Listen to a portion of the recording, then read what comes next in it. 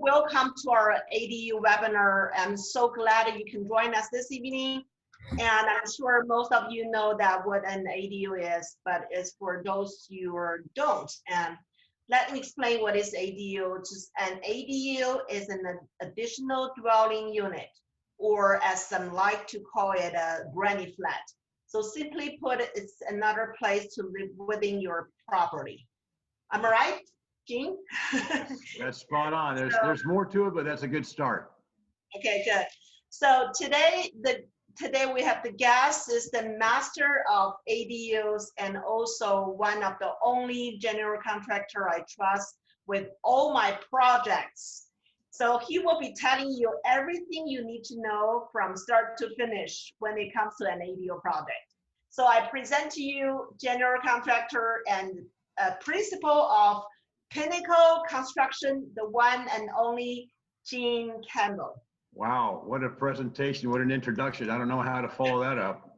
I'll do my best later, Galani, but as the viewers may know, we work closely with you to renovate your properties and get them in top form for your clients to maximize value. And you've done a fantastic job for your clients. But tonight we're talking about ADUs.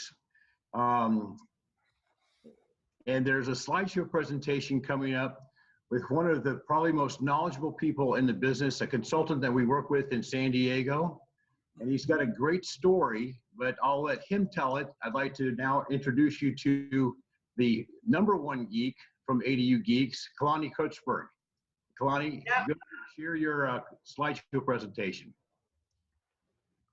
All right. Hey, while I find that screen, I just want to quickly say thank you for allowing me to be here. It's such an honor.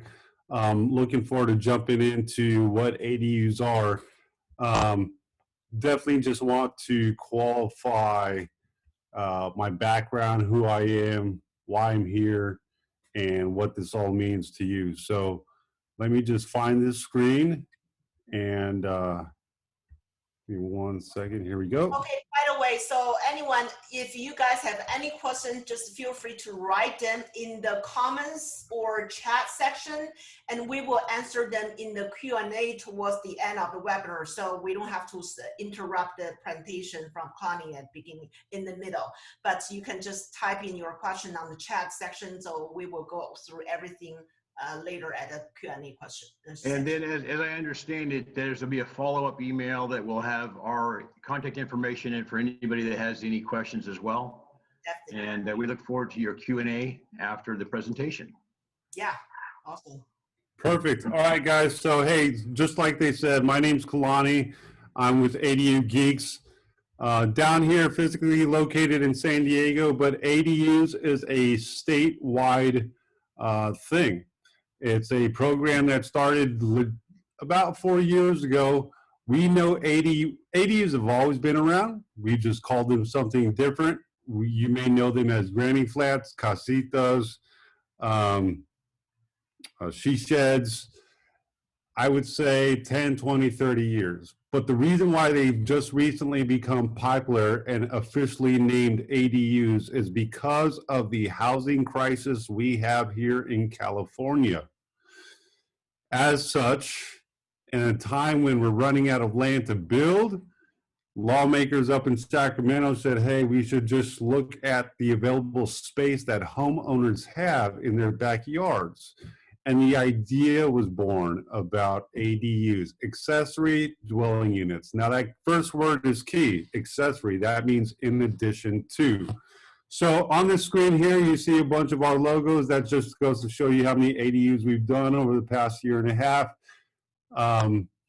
And so let's just jump right into this. ADUs, what are they? Accessory dwelling unit. Think of a tiny home on your property, something that could be up to 1,200 square feet in your backyard.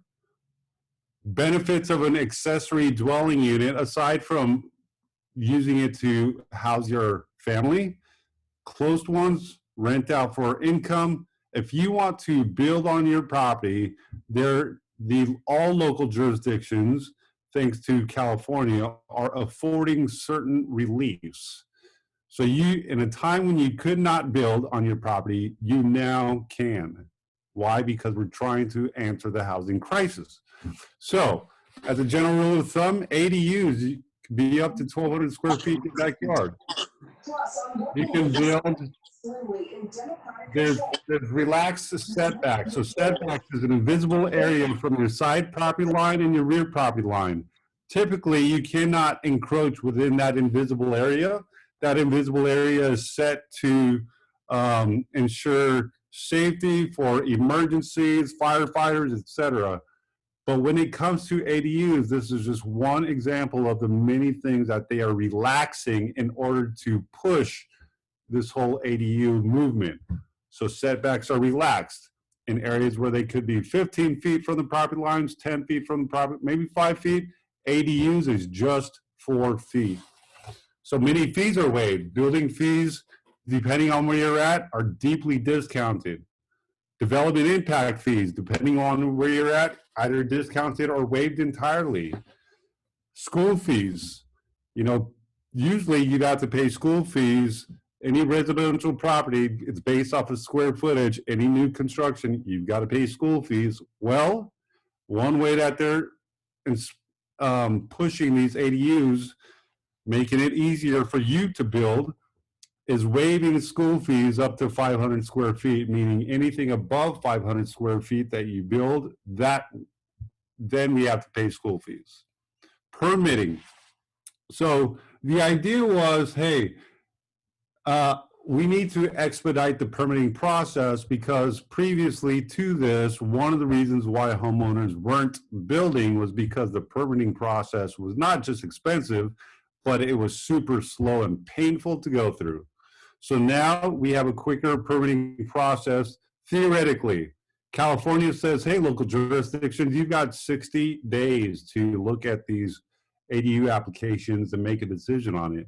The reality is, with everybody applying for ADUs, we are now back at the normal process, and it's not as quick. Just want to make that clear. So, okay, we know ADUs previously as granny flats, companion units, guest houses, carriage houses, in-law units, she sheds.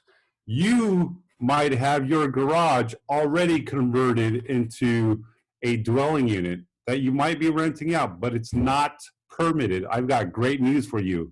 If you have an ADU that is not permitted, now is the time to get it permitted. You're not going to get in trouble. You're not going to get hit with any financial fees, fines, anything like that.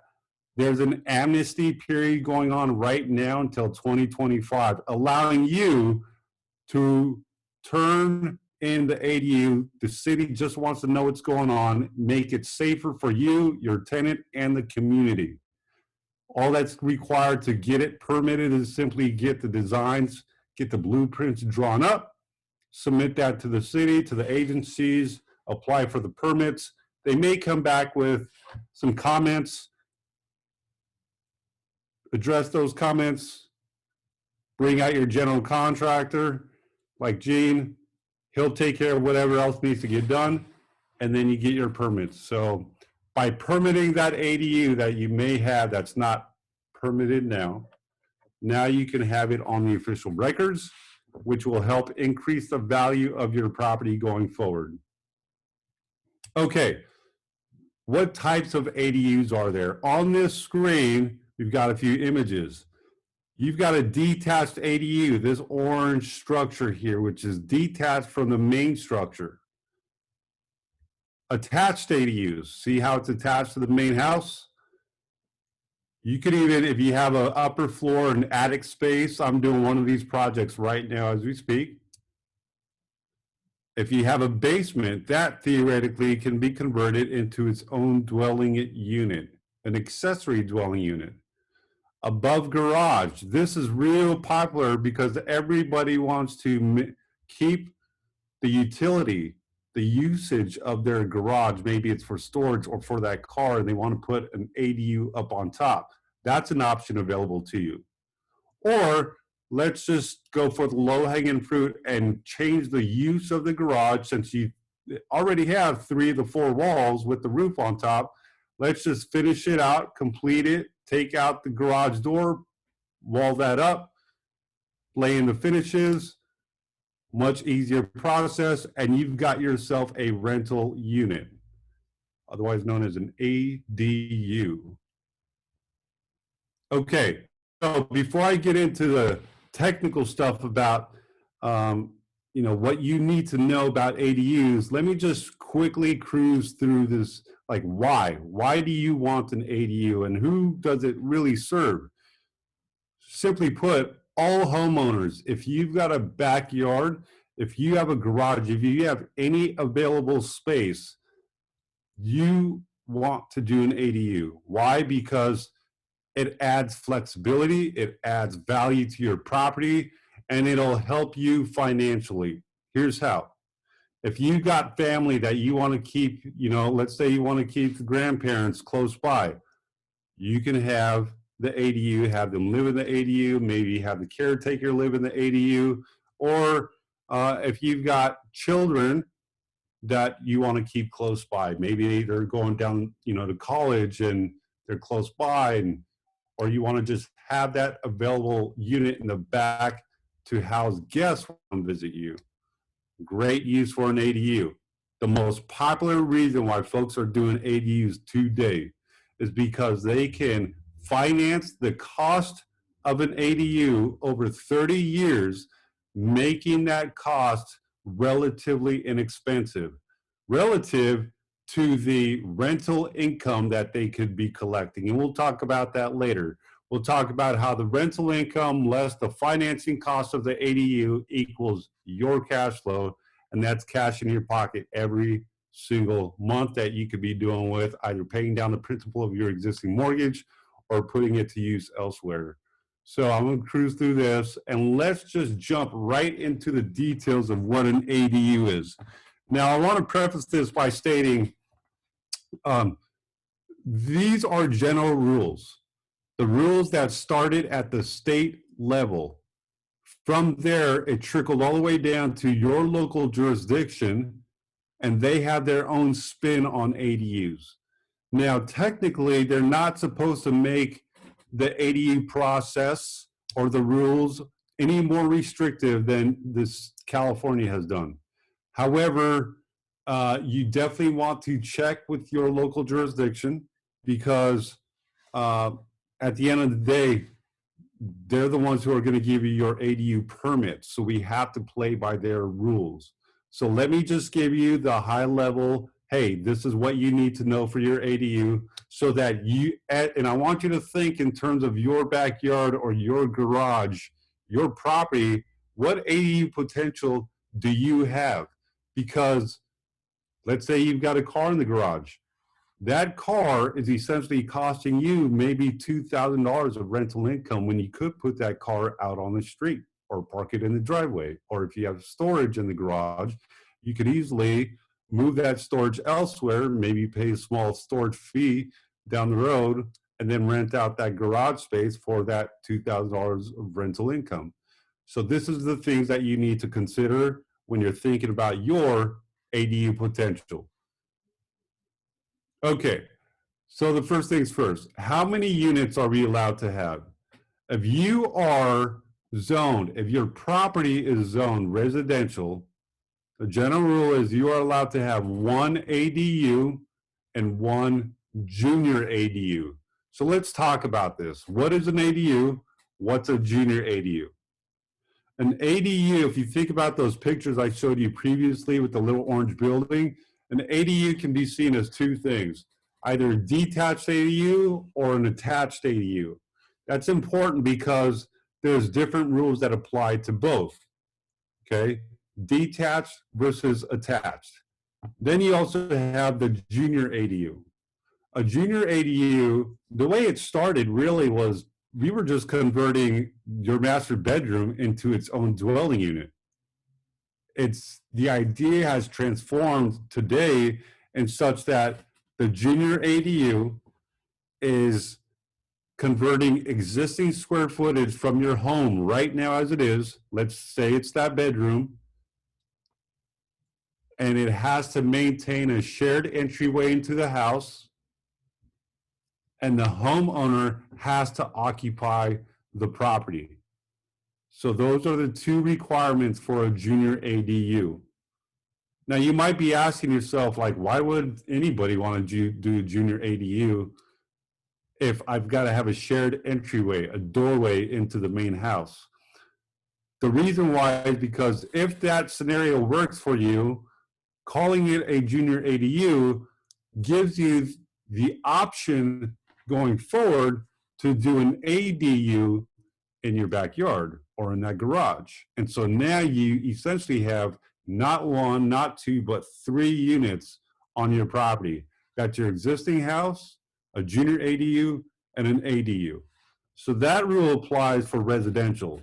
If your property is zoned multi-family, then you could potentially have up to 2 detached ADUs and convert non-habitable space into an ADU as well, like a garage, like a storage space or boiler room or laundry room. As long as it meets the minimum square footage requirement, which is 150 square feet, all ADUs have to be greater than 150 square feet. Okay, so let's talk about the minimum and maximum rules. I just said all ADUs have to be greater than 150 square feet. We talked about the different types of ADUs, attached versus detached. Here's why it's important. Because if it's detached, you could, depending on your local jurisdiction, you could have potentially up to a 1,200 square foot ADU in the backyard. 1,200 square feet is the cap. Now, if your city allows for more than 1,200 square feet, it's totally possible. Remember what I said. Local agencies and jurisdictions are not supposed to make these ADU rules any more strict than they already are, but they can certainly make it a lot more lenient and easier. Now, if you have an attached ADU versus detached, the attached ADU is limited to 50% of the primary unit. So what does that mean? If your house right now is 1,200 square, well, let's just say 1,000 square feet, then that means, and then you do an attached ADU, that means the attached ADU is limited to 500 square feet total. So what happens if your main house is 5,000 square feet and we want to do an attached ADU? Do you think that we can have a 2,500 square foot ADU? The answer is no, you cannot. Why? Because all ADUs are limited to 1,200 square feet, again, unless your city says otherwise. Junior ADUs are limited to 500 square feet. In many areas, they're allowing that junior ADU to be extended up to 150 square feet in order to accommodate ingress and egress. And they would handle that on a case-by-case basis. Parking. This is a big one. So you might be thinking, hey, when I convert the garage, what about parking? Okay, so here's the deal. For ADUs, the general rule is if you're within a half a mile of public transportation, then you do not have to provide parking for that ADU. That means if you've got a bus stop within a half a mile from your property, you don't have to worry about parking, okay? And that's not as the crow flies, that's walking distance. One of the easy ways you can figure it out without actually walking that distance is go to your Google Maps and get the directions from your house to the local bus stop, and you'll see it. That's a real quick and easy way. You also have to consider things like whether or not you're in a historic district or if it's within an existing structure. But bottom line is the general rule is if you're within a half a mile of public transportation, don't have to worry about parking. That's another benefit of an ADU. Setbacks. Again, this is the invisible area between your side property lines and your rear property lines. You also have the front property line, a front yard setback that you can never, ever encroach upon, period. But ADUs can encroach within side yard setbacks and rear setbacks. That's important because that gives you additional square footage in your backyard that you can build in. So the general rule for ADUs is 4 feet. 4 feet along the sides and 4 feet along the rear property line. Height limitations. A great rule of thumb is, as you're standing in your backyard wondering how tall can this ADU be, can we do a single story, can we do 2-story, just take a look around in your neighborhood. Do you see a 2-story? You could do a 2-story then. As it relates to ADUs, there are benefits to keeping your ADU under 16 square feet. That's basically single story if you factor in the ceiling height plus the pitched roof. 16 feet. The reason why is because certain other factors like lot coverage, floor area ratio, which would normally limit new construction on your property, does not get applied. And we're going to talk about lot coverage and floor area ratio here in a quick second. By and large, just understand when it comes to ADUs, if you're going to build one in your backyard, do consider the height rule. Make sure you understand what that limit is. Okay, lot coverage. Right now, there's one of the limiting factors is how much space on your property can you cover. So if we were to look at an aerial view of your lot and look straight down, let's say you've got 10,000 square feet. Your lot coverage, which is based off of your zoning, might say 75%. That means you're allowed to cover 75% of the 10,000 square foot lot. Well, what does that mean? If you look at your house, the gross area square footage, the footprint of your house, all of that hardscape that's not hardscape, but all of that house that's covering the lot, it's already soaking up some of that lot coverage that you're allowed to use. That's important because let's say in this example, you have a 10,000 square foot lot, your house is 5,000 square feet, that means 50%.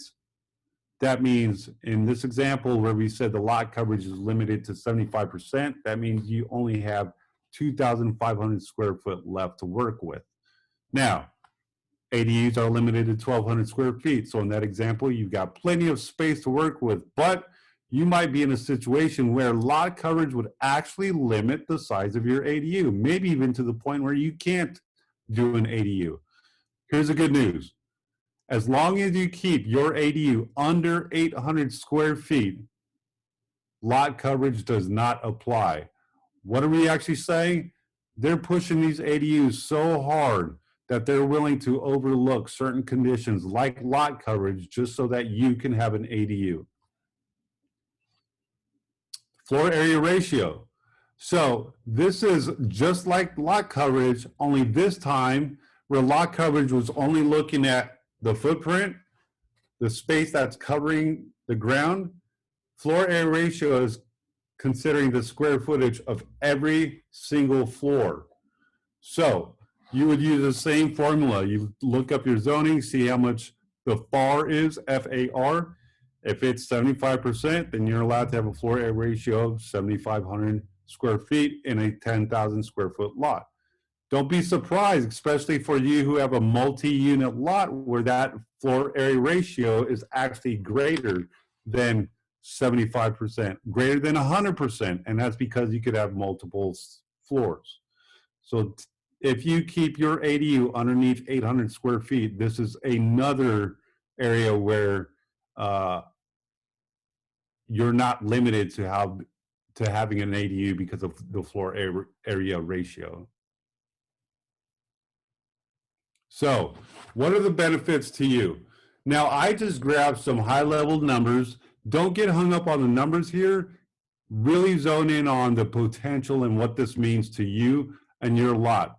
So the benefits to having an ADU, just from a financial perspective, you could really think, like if you're going to rent it out, what's the rental income you can get in your area?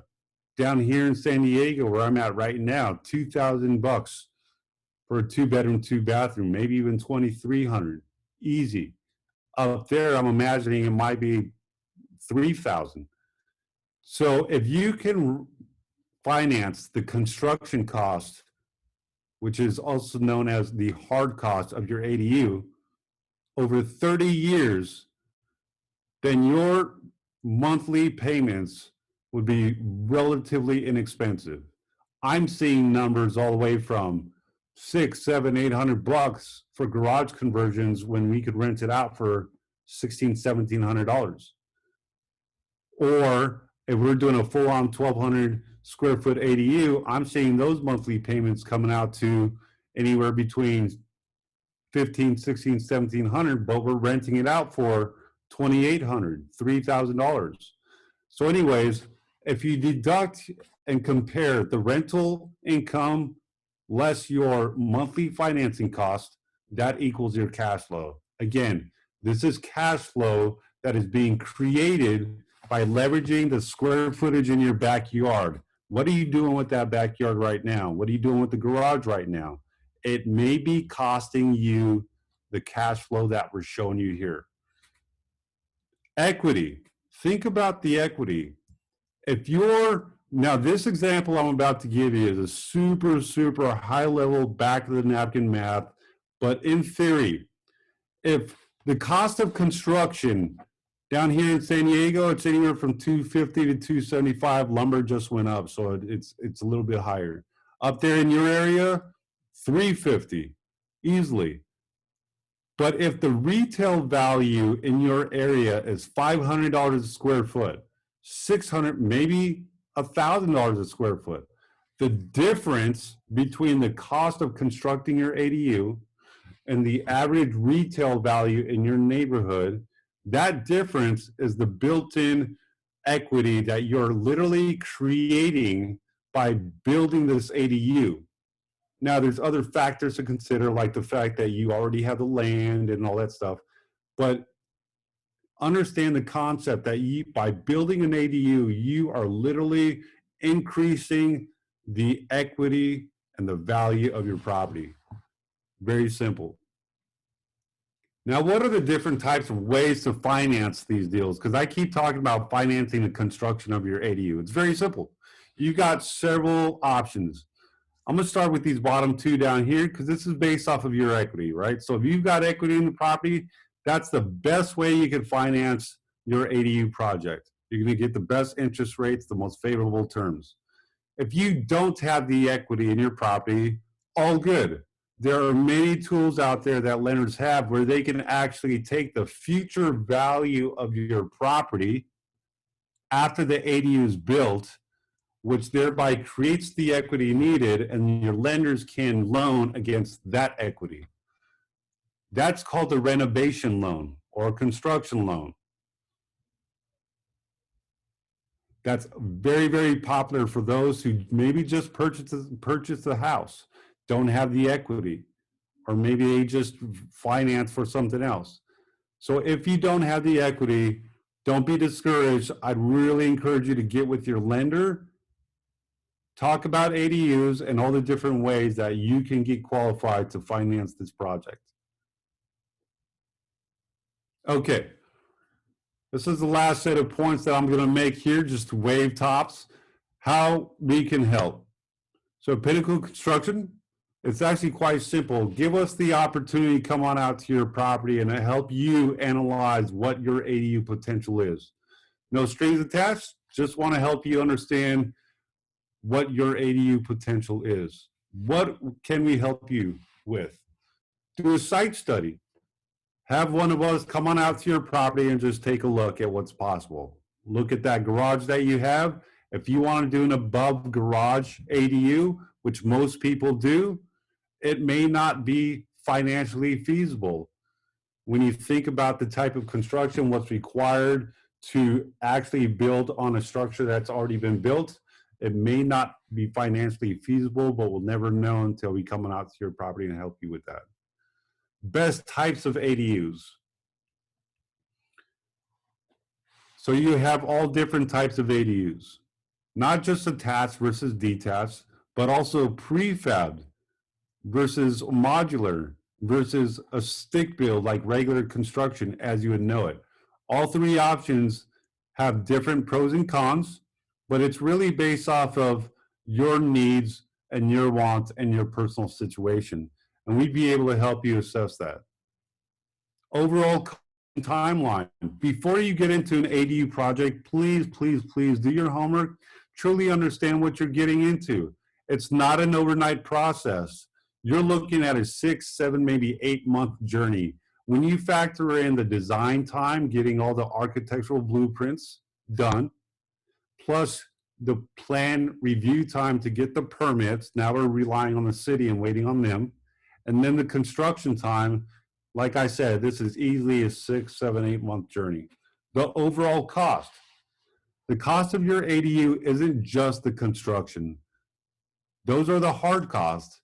Soft cost, on the other hand, is everything leading up to the hard cost. Soft costs are things like your design fees, your permit fees, school fees, development impact fees if they apply, maybe water sewer fees, etc. So you're going to want to understand from a big picture perspective exactly what you're getting into before you get into a $200,000 ADU project and you're 50,000 into it, realizing that you're way in over your head. Let us help you get a big picture understanding of what that is up front. We can help you piece together your financing. Think about the floor plan design. Think about what, always start with the end in mind. This is very important. We talked about how big your ADUs can be, 1,200 square feet, 800 square feet. We talked about reasons for keeping it below 500 square feet. Keep the end in mind. What are you doing this ADU for? Are you doing it to rent out? Because if you're doing it to rent out, then this really is about cash flow.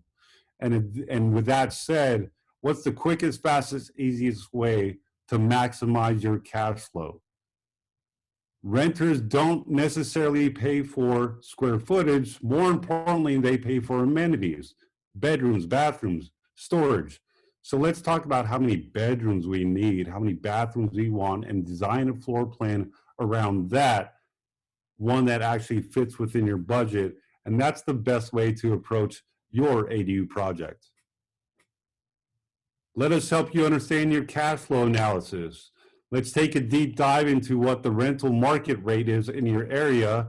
Compare that against what your potential financing costs would be so that you can understand what the potential cash flow would be before you commit to an ADU project. So with all that being said, I know that there's a lot to consider. Like you saw on that first slide, we've done tons of ADUs, and I'm very honored and grateful to be able to just share from a super high level perspective, not just what ADUs are, but equally important, what you need to know about ADUs so that you could understand what your ADU potential is. And if you have any questions, feel free to give us a buzz, or you can ask them right after this piece, and we'd be happy to help you. Thank you. Wow, thank you so much for an amazing presentation. I even learned, I think I learned a lot from you. Thank you. So I also learned some new things about ADUs, and I'm sure the audience did as well. So now let's move on to the Q&A. If anyone have any questions, we receive a lot of chat questions in the chat section. Just feel free to ask from there. There's one question I saw from Olivia. Let me see. I haven't been answered. The first question she asked, do we need any special permits for our kitchen or stove? The quick answer is no, you don't. That permit is going to come with your ADU building permit. I think a great question to just piggyback off of that is a mechanical, an MEP, mechanical, electrical, and plumbing permit required? And the answer is no. You need to check with your local jurisdiction, but for residential projects, MEP plans are not required. Just submit have your designer, they'll know what to do when they submit your ADU plans, which will cover site plans, floor plans, elevations, foundation plans, roofing, and Title 24. Okay. There's someone asking, say, what is the impact on property taxes? Excellent question, and I actually have a blog floating around the internet somewhere around that. But the impact on taxes. So when you do an ADU, it is going to trigger a tax assessment. Here's the key thing I want you to understand. It's only a tax assessment on your ADU, not on your existing house. So what's going to end up happening is you'll get the assessment on your ADU, you'll keep the tax assessment on your existing house, you'll get one tax bill with both assessments, and it's what we call a blended tax rate. So don't let taxes alone be the reason why you do not do the ADU, because it's not going to impact your current taxes. Okay. And someone asked and say, can we explain more about how the 4 feet does not apply for our 2-star ADU? Yeah, so I glanced over that one, and the reason why is because when it comes to 2-story ADUs, whenever we exceed that 16-foot threshold where the local agencies are just overlooking certain limitations, when we exceed that 16 square feet, 2 stories, you really do have to refer back to your local agencies what the zoning says. Here in Southern California, 4 feet still applies, all good. But to maintain enough space for emergency, either vehicles or personnel to get through there, is why that setback actually exists. Okay. The next question is, thank you for the presentation for a detached ADU in the backyard. How hard is it to connect the bathroom to the sewer line? Great question. It's not hard at all. So during the design process, they're going to locate and map out your what's called a sewer lateral. That's the main line going from your house to the city sewer. Okay. The right way to do this is to connect to that sewer lateral outside of your house, not underneath your house, outside of your house. The reason why that's important is because you want to create 2 independent systems where if one house backs up, it doesn't impact the other house. And the reason why knowing that is important is because where you place that ADU, one location versus another location, the distance may impact the cost of construction. I see. Sherry asking, what parking do we need to provide if there is no bus station within 0.5 miles? That's another one that you're going to have to check with your local jurisdictions, but the general rule is 1 parking space per ADU. That's the general rule. I found this on, sorry. And Prashant asking, what is different between ADU and shed? Are permits easier if no bathroom required? That's a loaded question. And then I want to go back to the parking thing. So what's the difference between an ADU and a shack? It's the kitchen, to be honest with you. The kitchen is what makes it a dwelling unit. A shack is just 4 walls, probably otherwise known as a storage space or a shed, and they're typically limited to 120 square feet. Anything under 120 square feet, you all need permits for, which is why you'll go to Home Depot and you'll see those sheds at exactly 120 square feet. So if you have a kitchen in there, you now have a dwelling unit and it has to be permitted.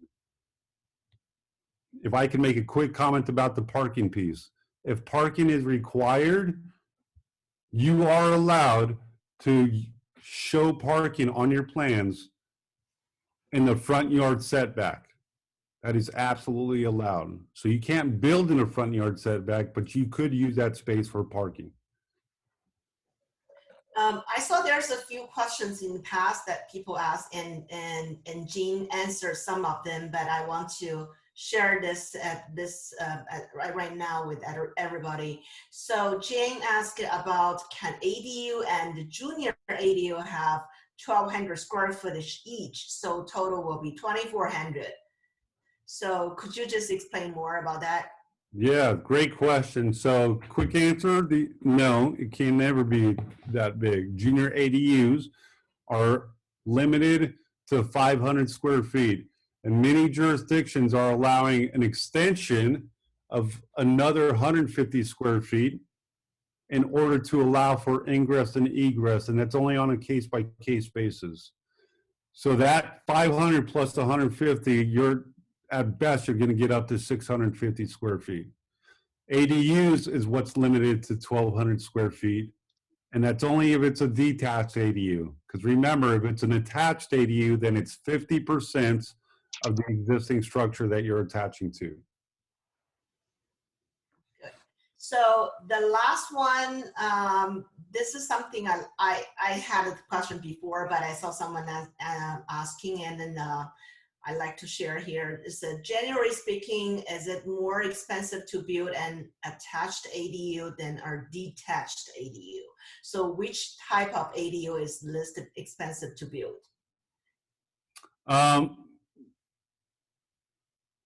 Detached ADU is going to be more expensive, generally speaking, than an attached ADU.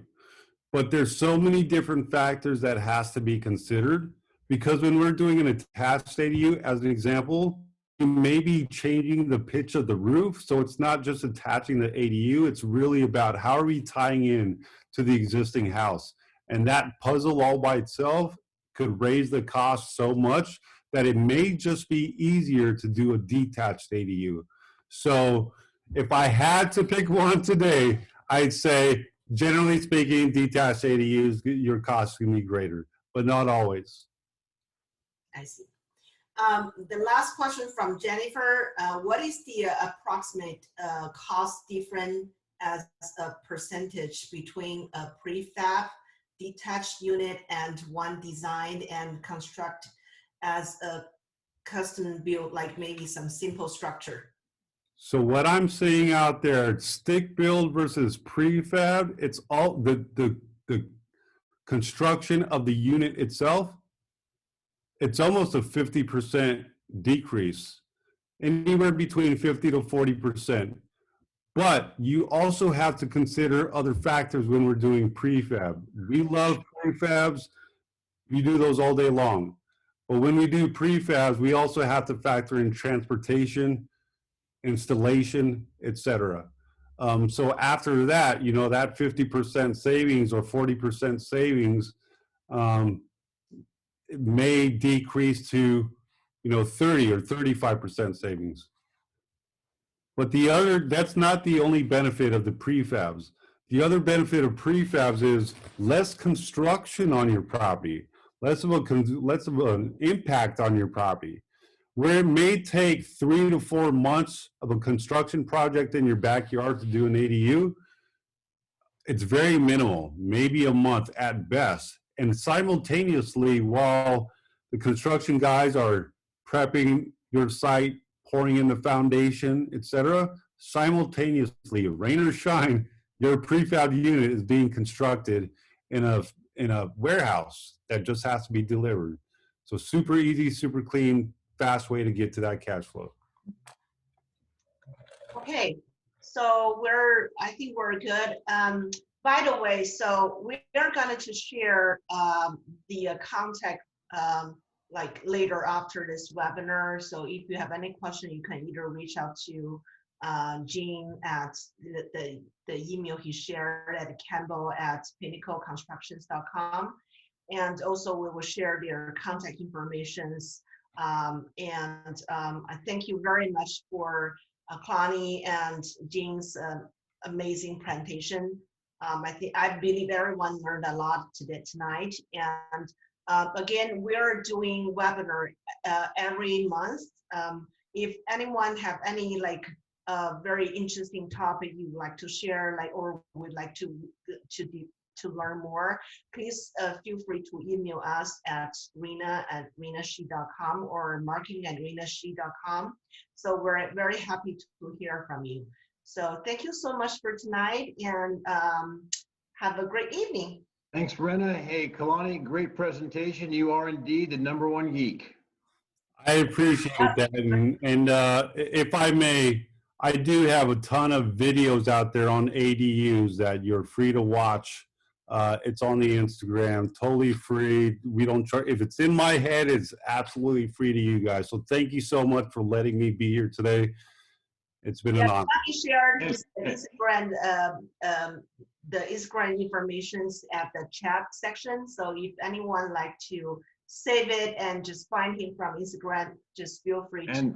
And Renna, if I can add, for any of these people that were on this webinar, if they'd like a free general assessment, all we need to do is have their email address or their physical address emailed to us. And I think we're going to follow up with an email to them. Yes. Our email is campbell@pinnacleconstruction.co. Oh, sorry. SEO, but thank you for the opportunity, by the way. And thanks again, Kalani. What a fantastic presentation. Yeah. Thank you very much. Bye, everybody. Bye. Bye.